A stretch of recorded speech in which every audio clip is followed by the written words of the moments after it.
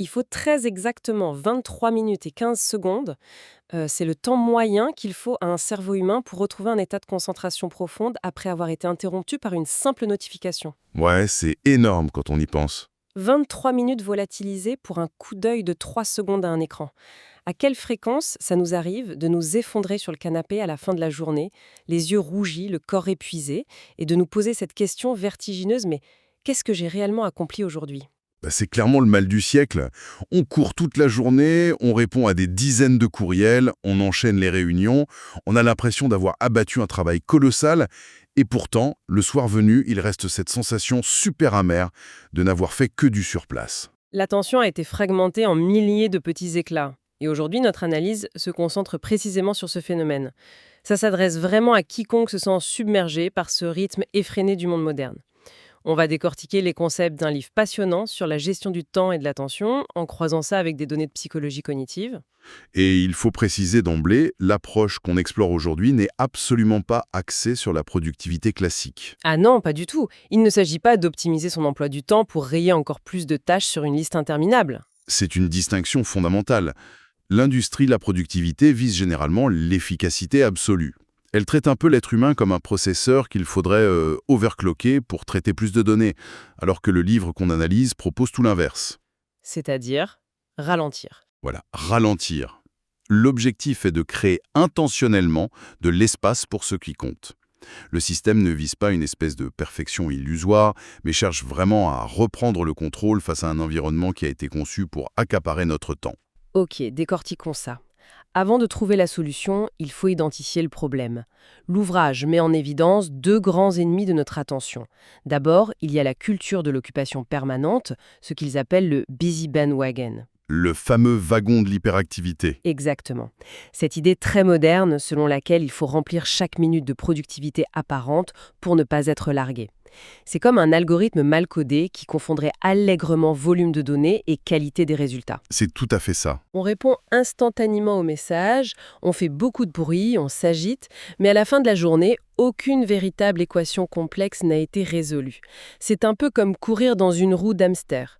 Plus on court vite pour répondre aux sollicitations, plus la roue tourne vite et génère de nouvelles tâches. Et ça crée une boucle de rétroaction infinie. Plus on montre qu'on est disponible, plus on attire de nouvelles urgences. Et cette première force est soutenue par une deuxième qui est, enfin, encore plus redoutable. Les piscines à débordement. Ouais, les Infinity Pools. Ce terme désignait toutes ces applications, les réseaux sociaux, les flux d'actualité ou les plateformes de vidéos qui offrent un rafraîchissement infini de contenu. Il n'y a pas de fond. C'est là que ça devient fascinant et un peu sombre psychologiquement parlant. On se dit souvent qu'il suffit de faire preuve d'un peu plus de volonté, non? De juste fermer l'application. Bah, c'est ce qu'on aime croire.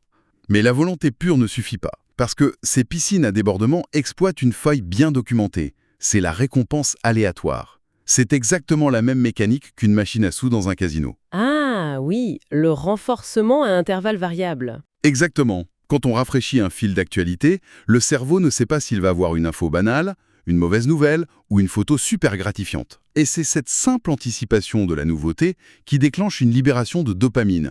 Avant même de voir l'image. Voilà, Skinner l'avait démontré il y a des décennies avec des pigeons. Une récompense incertaine crée une addiction comportementale infiniment plus forte qu'une récompense prévisible. Donc penser qu'on peut résister à son téléphone par la seule force mentale, c'est comme demander à quelqu'un de retenir sa respiration sous l'eau indéfiniment. Face à des milliers d'ingénieurs dont le seul but est de capter notre temps, l'environnement gagne toujours contre la discipline personnelle. Toujours. La volonté est obsolète dans ce contexte. Alors, par où on commence pour sortir de cette roue sans pour autant s'isoler dans une grotte? C'est là qu'intervient la première des 4 étapes de la méthode. C'est choisir un highlight, un point d'orgue quotidien. Le concept est de donner une intention unique à sa journée. Un point de convergence qu'on va protéger du chaos environnant. Et c'est là que ça devient vraiment intéressant. Ce fameux point d'orgue n'a pas besoin d'être lié au travail ou à la performance. Pas du tout. Ça peut être de finir une présentation, oui, mais ça peut aussi être de cuisiner un super repas en famille, de jouer à Mario Kart ou simplement de lire un livre en étant pleinement présent. Oui, les auteurs relient ça à la notion de souvenir. Il cite l'écrivain Cesare Pavese qui disait qu'on ne se souvient pas des jours, on se souvient des moments. C'est tellement vrai. Quant à moi s'écoule dans le brouillard du busy bandwagon, le temps se compresse. Choisir un point d'orgue, c'est planter un drapeau dans le sable de sa journée.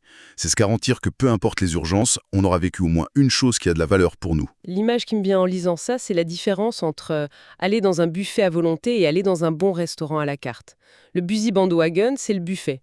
On court partout avec son assiette, on essaye de tout goûter au point d'en avoir la nausée, et au final, on ne se rappelle du goût de rien. C'est une super métaphore.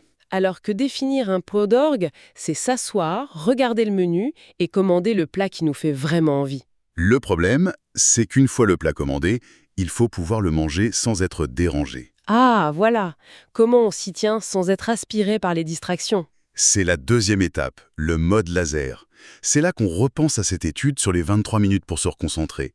Le problème d'une interruption, c'est le coût cognitif du changement de contexte. Le cerveau doit tout désengager? Ouais, il doit traiter la nouvelle information triviale, puis recharger toutes les variables du problème complexe. Cette gymnastique prend un temps fou. Si on vérifie ces messages toutes les 15 minutes, on condamne son cerveau à la superficialité. Donc, la clé, c'est de créer des barrières physiques ou numériques. Rendre son téléphone sans distraction, supprimer les applications chronophages, se déconnecter de ses comptes ou bloquer sa kryptonite personnelle. Mais je vais faire l'avocat du diable, hein. N'est-ce pas juste une façon très compliquée de dire qu'il faut se forcer à travailler? C'est souvent ce qu'on se dit au début. Mais si on relie ça à une vision plus globale, c'est l'inverse de l'effort. Il s'agit de rendre la distraction impratique. Impratique, d'accord. Notre cerveau cherche à économiser son énergie. Il est paresseux. L'objectif, c'est que si notre doigt glisse par automatisme pour ouvrir Twitter, on tombe sur une demande de mot de passe à double authentification. La fameuse micro-friction. Voilà. Cette friction brise l'automatisme. On soupire et ça donne au cerveau le temps de réaliser la diversion. On n'utilise pas notre volonté, on utilise notre paresse naturelle pour revenir au mode laser. Ok, le cycle de la distraction est interrompu, mais ça m'amène à un changement de cap inattendu dans l'approche. Pour rester concentré, il faut de l'énergie physique. Pourquoi une discussion sur la gestion du temps aborde-t-elle le fait de marcher ou de manger du chocolat noir? Le lien est souvent ignoré, mais le cerveau consomme 20% de nos ressources. Maintenir le mode laser, c'est ultra gourmand en énergie. Et on a ce décalage évolutif, c'est ça. Absolument. Notre mode de vie moderne, assis derrière un bureau face à des écrans, est un accident évolutif. L'Homo sapiens a évolué pour bouger. Notre cerveau a besoin d'un corps en mouvement pour s'oxygéner et recharger ses batteries. L'immobilité dit au corps qu'il est temps de dormir. Donc c'est normal d'avoir un coup de barre à 14 heures. Totalement physiologique. Mais les auteurs rassurent tout de suite, le mantra c'est « ne jouez pas au héros Ouf, pas besoin de devenir un athlète olympique ou de suivre un régime draconien. ». Surtout pas. Il s'agit de tactiques très simples. Battre le pavé, donc marcher un peu chaque jour, et optimiser sa caféine, de manière chirurgicale. C'est-à-dire? Au lieu de boire du café par habitude toute la matinée, on en boit juste avant le creux naturel, pour lisser les effets. Ce sont ces micro-optimisations du carburant physique qui permettent de soutenir la concentration. Très clair. Mais bon, la réalité des nouvelles méthodes, c'est que la motivation s'évapore. Comment on fait tenir tout cela sur le long terme? C'est la dernière pièce du puzzle, l'étape de la réflexion. C'est ça. La philosophie centrale du système devient alors choisir, tester, répéter. Chaque journée est une expérience scientifique. Donc le soir, on prend quelques instants pour noter si on a atteint son point d'orgue. Voilà. On note notre niveau d'énergie, quelles tactiques ont fonctionné et lesquelles ont lamentablement échoué. Et cela soulève une question importante sur la bienveillance de cette méthode. Oui, l'obsession de la perfection est décrite comme une distraction en soi. Exactement. Dans beaucoup de doctrines de développement personnel, si tu rates ta routine matinale à 5 heures du matin, tu te sens coupable. On se dit qu'on manque de discipline. Alors qu'ici, si une tactique échoue, ce n'est qu'une donnée neutre de plus pour l'expérience du lendemain. C'est une méthode de développement qui pardonne et qui encourage vraiment une adaptation sur mesure. Il y a une valeur pratique immédiate pour quiconque écoute. Le livre propose un guide de démarrage rapide sur seulement 3 jours. 72 heures pour tester. Programmer un seul highlight pour demain. Bloquer une seule source de distraction majeure, sa kryptonite. Faire une courte marche pour l'énergie. Et prendre quelques notes le soir. Juste ça, pour voir la différence. Le pouvoir cumulatif de ces petits ajustements est incroyable.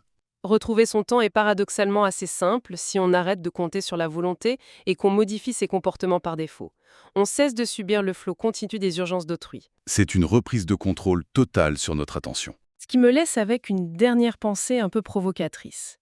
Si nous parvenons jour après jour à reprendre ce contrôle et à bloquer ces fameuses récompenses aléatoires, comment les géants de la technologie vont-ils faire évoluer leurs algorithmes pour réussir à contourner nos nouvelles défenses? Le bras de fer pour notre esprit ne fait peut-être que commencer.